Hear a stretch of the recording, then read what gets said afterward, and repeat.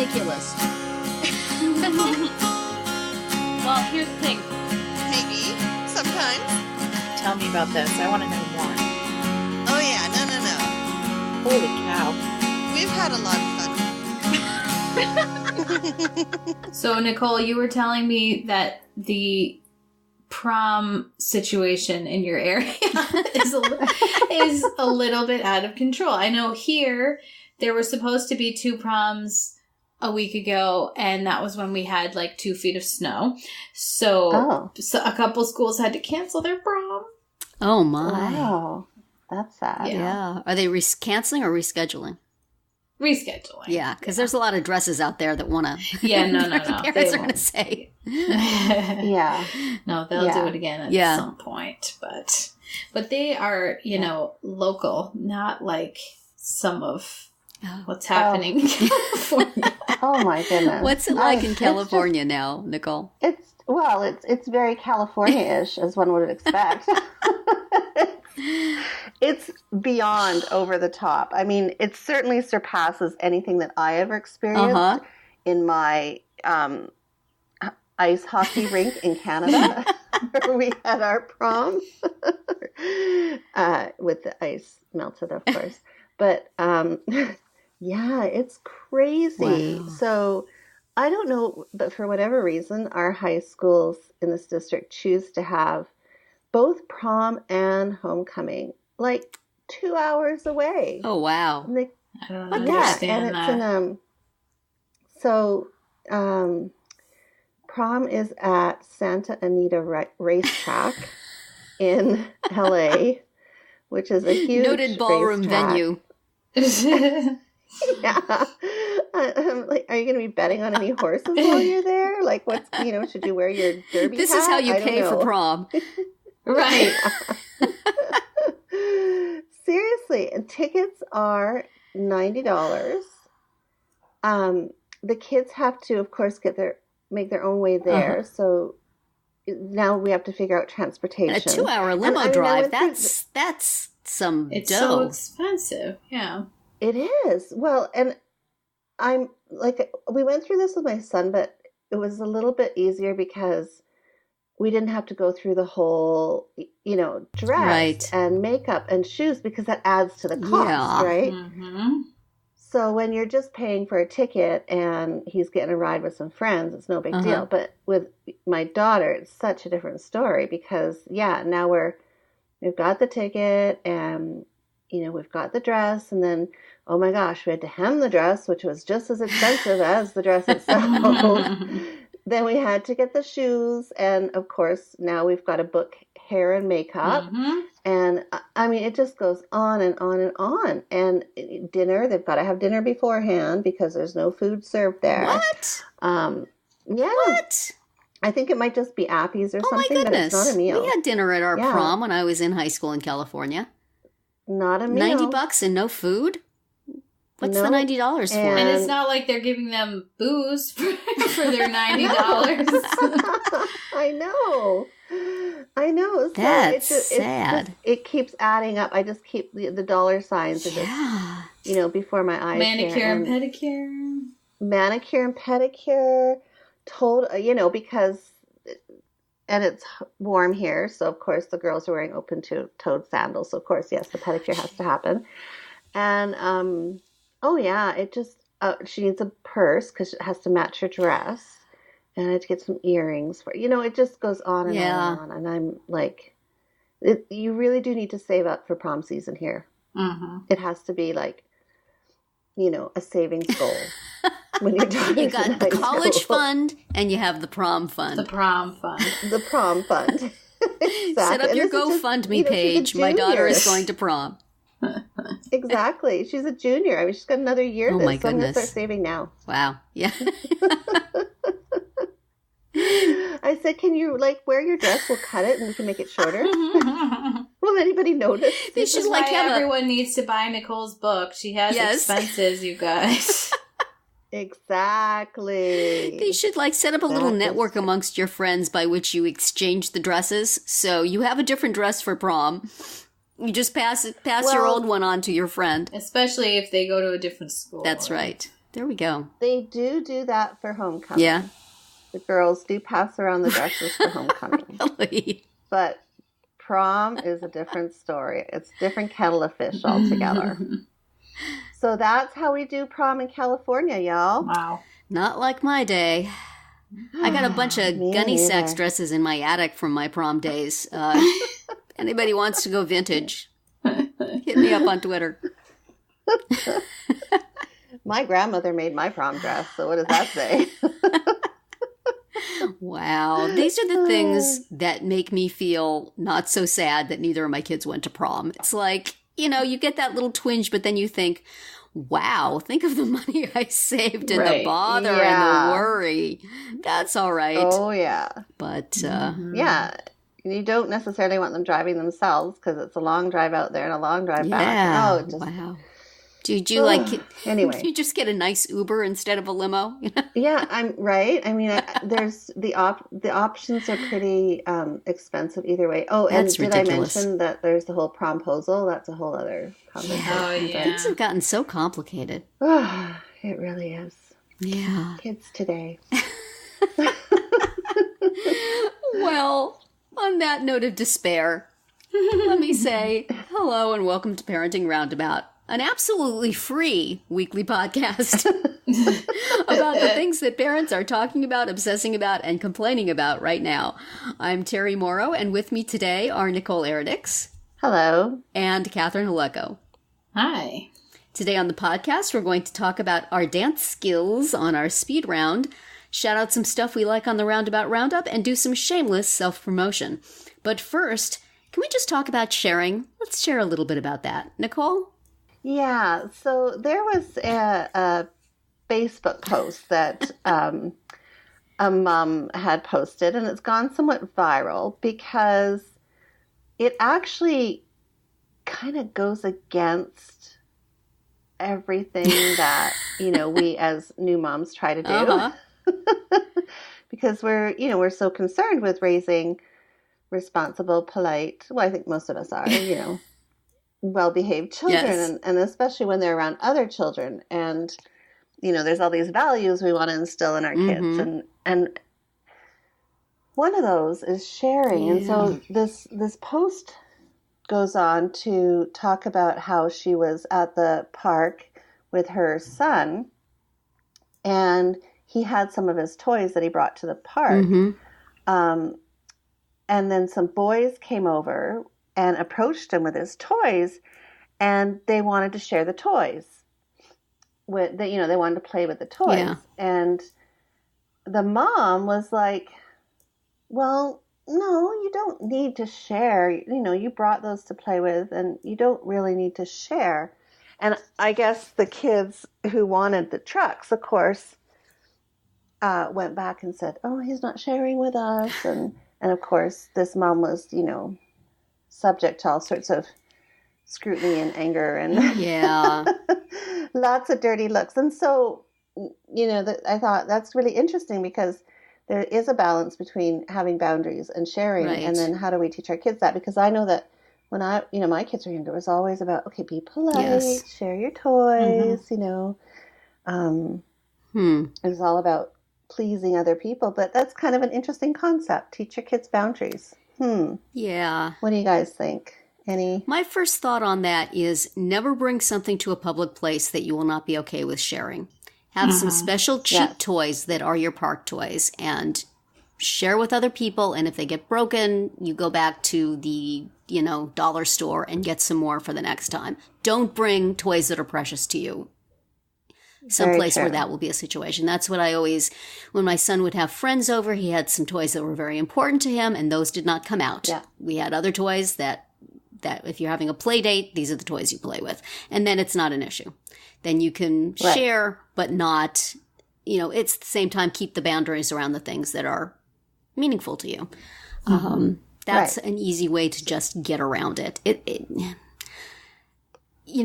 So just being proactive. Yeah, and- when I didn't read that post because I figured it would tick me off. But what I wonder is if her kid saw somebody playing with a toy that her kid was interested in, would she have the same feeling? Mm. It's easy when you're protecting your child, but when you feel that your child is being rejected and left out, do you feel the same way? Right. And I find that there is a double standard about that. For most of us, all of us feel that way, right? I mean, just like, that's my kid's, he doesn't want to share that, but hey, how come you're not sharing your kid's stuff? We all do that to some extent. So I have always just skirted the issue entirely.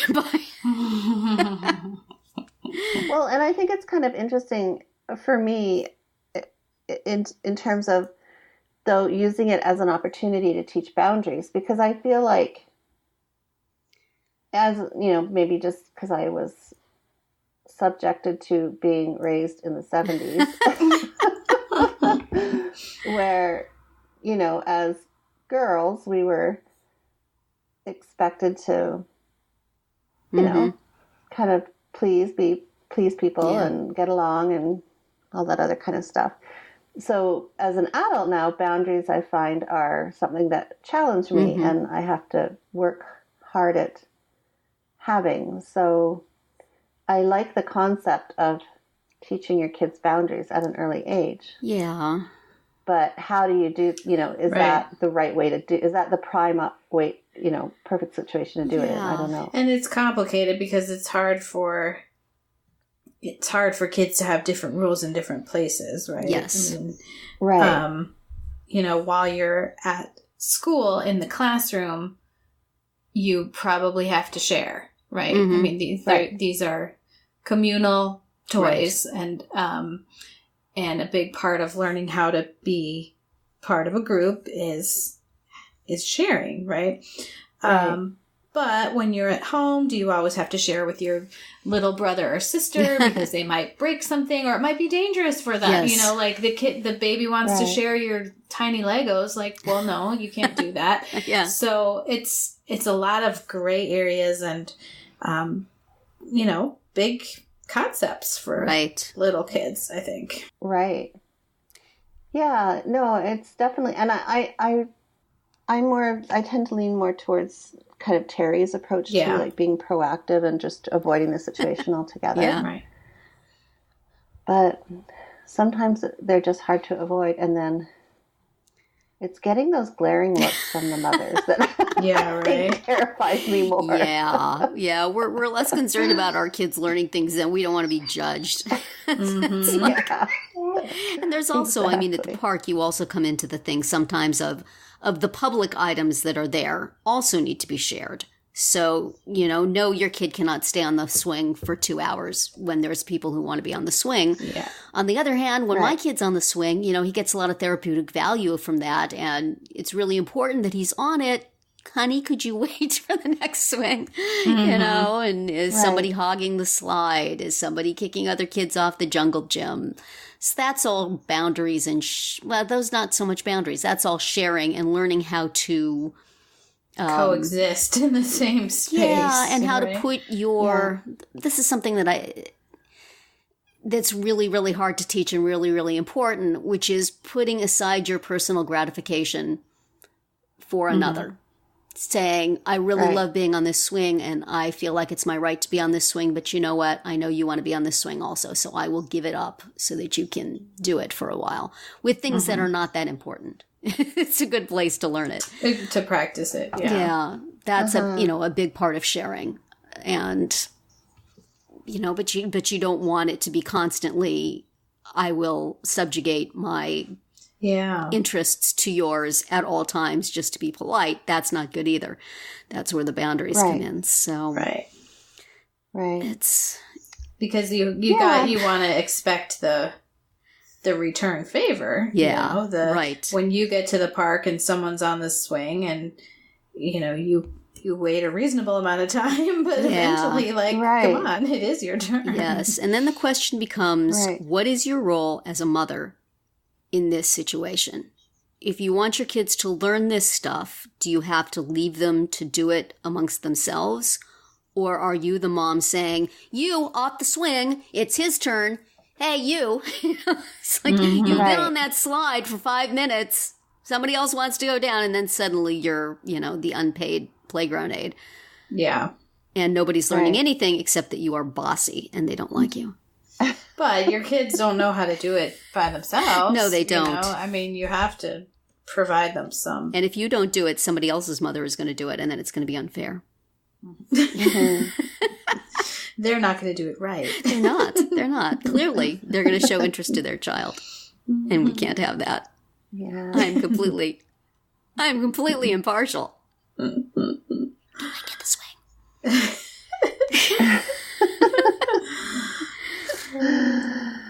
As with everything and parenting, it just is really... It's complicated. Dependent. Yeah. Dependent on the moment. Yeah.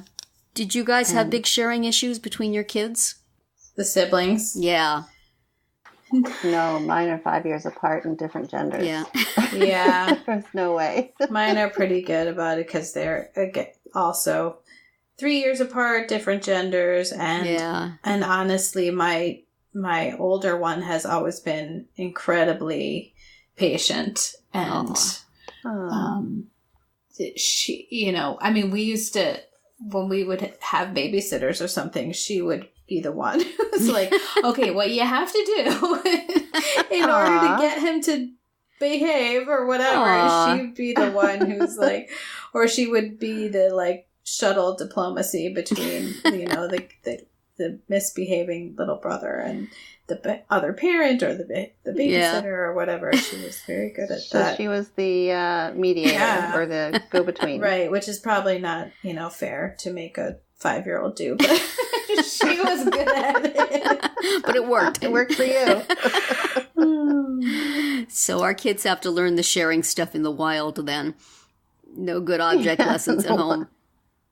Yeah, I mean, they didn't really have the same interests a lot of the time in terms of wanting each other's things, I would say.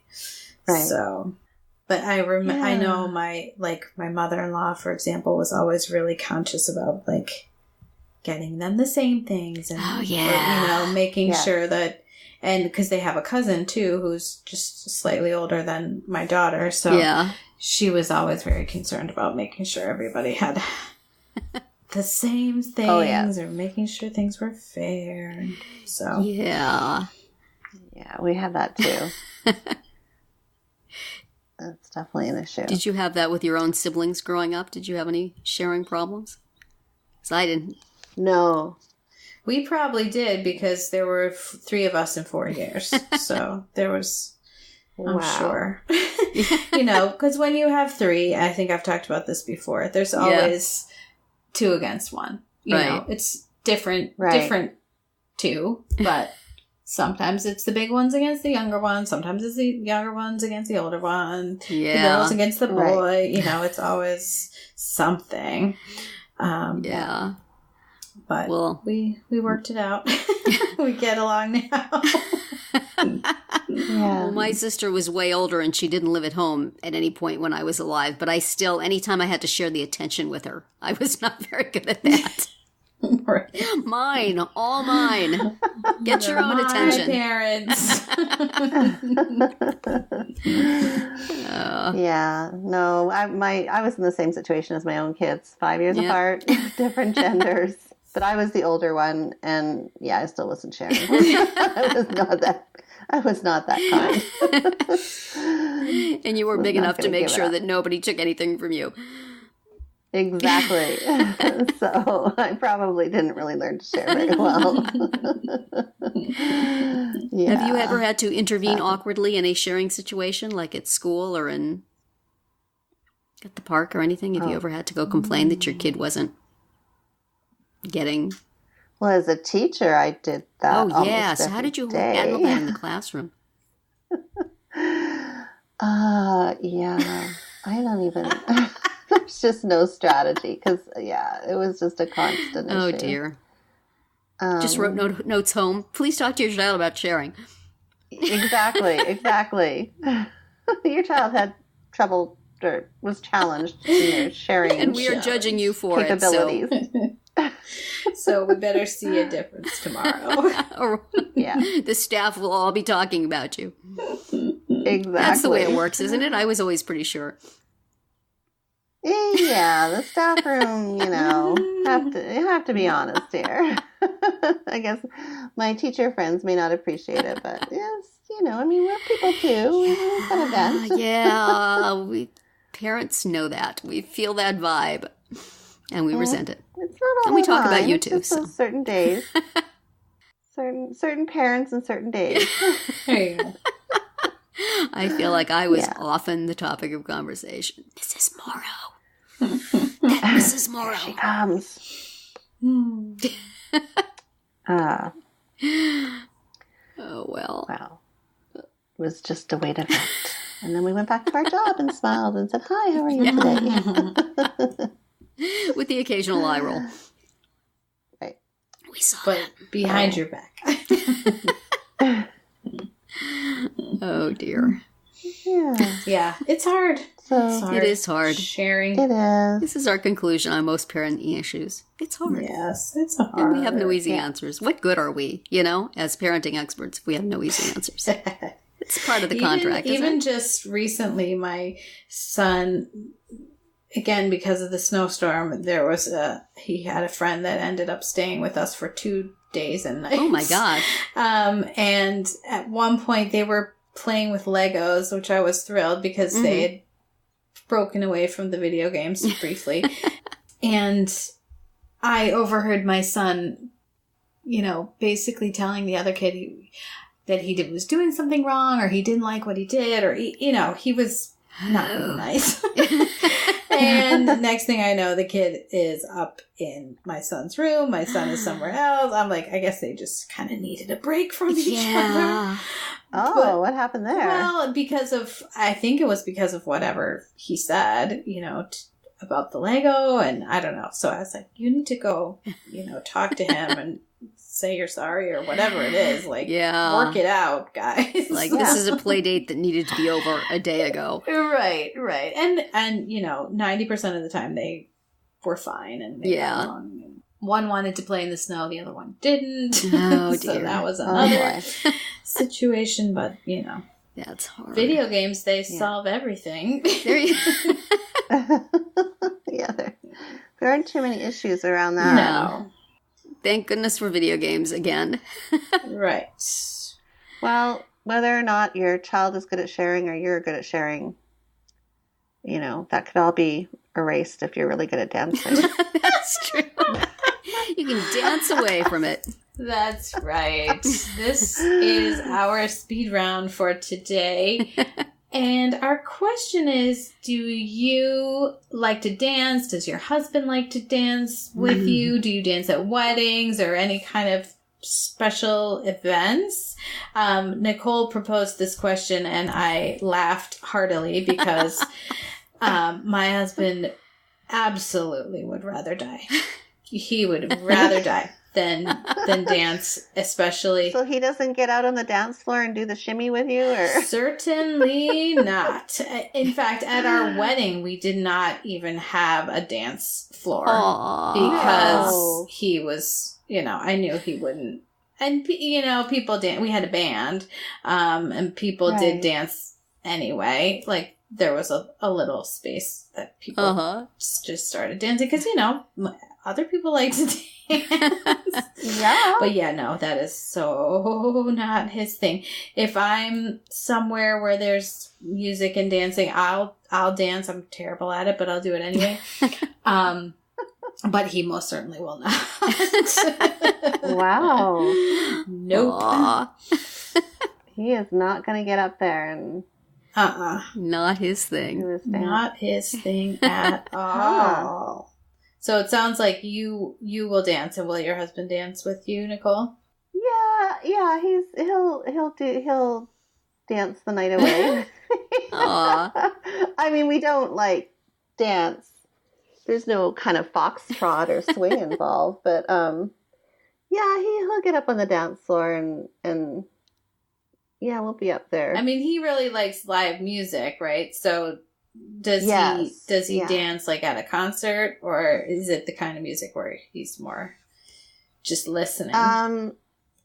Well, the concerts that he goes to are not, they're more mosh pit type concerts, so there's no dancing, but no, because I mean, I think I've talked about this before. We met when we were younger, and so a lot of our younger years when we were together, we would be going to nightclubs and out for with friends for the night dancing or whatever. So that was kind of an activity that we did together. So, and it would, mostly like dance club music kind of stuff and all the classics and things like that. So, so now, yeah, we still do. And of course my kids are mortified when we get up there on the dance floor. Well, that's the whole fun of dancing, is to be able to mortify your children. Exactly. So yeah, and we had our first dance at our wedding, which was pretty pitiful because I think we're not very good at doing anything coordinated. We just like to have fun with it. So yeah, we're kind of we don't mind getting up there and enjoying yourself, having a little bit of fun with it. Yeah. Good for you. So how about you, Terri? Well, my husband and I took dance lessons from Arthur Murray when we were dating. Ooh. I can't remember if we started in preparation for our wedding. I think we started before that, just as something to do. And then we had the teacher give us some steps to do for our first dance for our wedding, which was a waltz. And so there was a time when we kind of knew how to dance.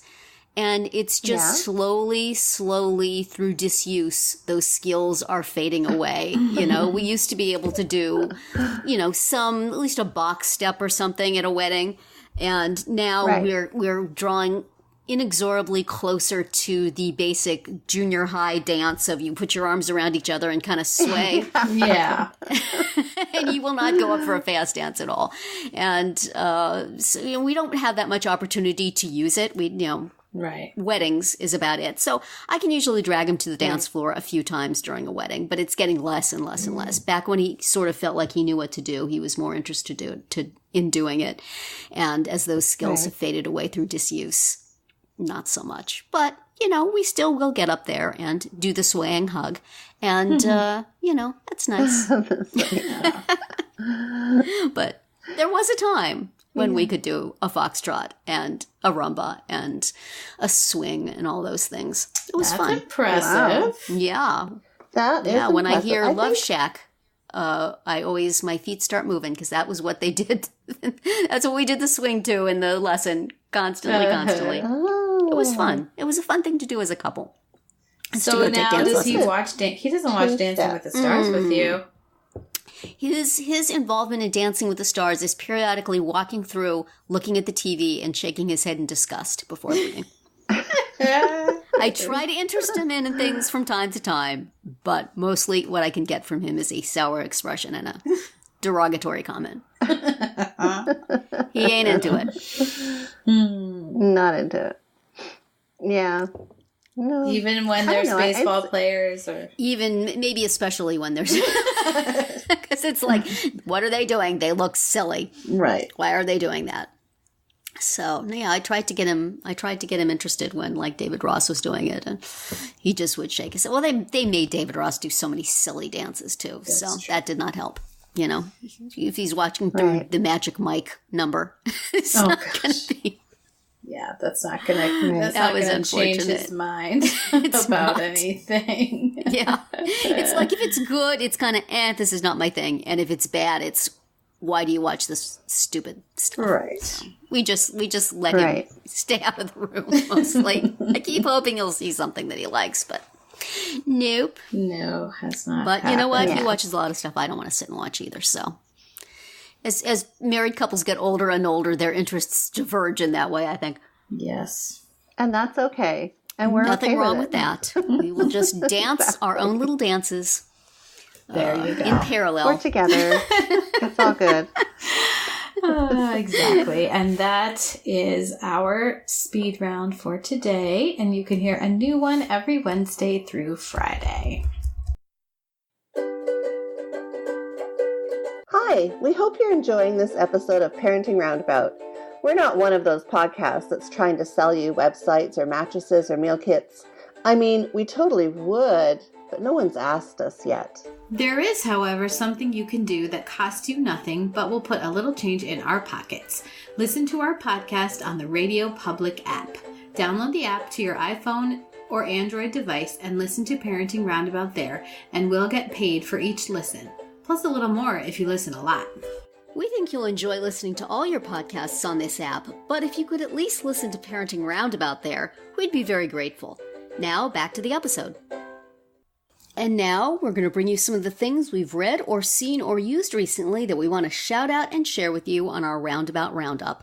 And I'll start this off. I wanted to mention that friend of the podcast, Robert Rummel Hudson, who has recorded with us a number of times, he's recently been mentioning that his daughter, Schuyler, has an opportunity to go to Australia and participate in an AAC conference, the Dare to Lead workshop. It's very, very exciting, and you can find out more about it on her GoFundMe page. And I want to encourage those of you who have enjoyed sort of watching Schuyler grow up virtually through Rob's book and blog and podcasts here, to go and help her out to get to Australia and have a great time while she's there. They've made their original goal on the GoFundMe page, but there are still many expenses ahead. So that is some way you can help out and read about her adventure and make this happen for them. It's really exciting and such a cool thing for her to have the opportunity to do. Yeah. So check that out and give if you can. Nicole, what do you have for today? Well, I have been using a website builder because I decided that I should probably have some kind of a web page that I can promote my new book on. And so I've been using Weebly, which has been, I've tried the other ones and they are great. There's a fairly steep learning curve with a lot of them, but I find that Weebly, you can just open it up and get started right away. And it's easy and it's reasonably priced and, you know, lots of it's perfect for the beginning website builder. And it looks, you know, it's a nice, creates a nice website. So you can check out mine in case you want to try Weebly. And my website is NicoleEredics.com. Okay. So you can go and check out what Weebly can do.